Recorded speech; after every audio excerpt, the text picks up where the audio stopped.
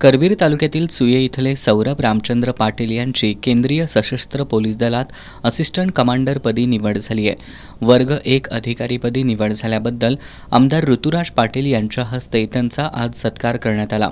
यावेळी बोलताना सौरभ पाटील यांनी आमदार ऋतुराज पाटील, मार्गदर्शक शिक्षक, आई वडील आणि मित्रमंडळींनी कुशल मार्गदर्शन केल्यामुळे यशाचं शिखर गाठता आलं असल्याचं सांगितलं।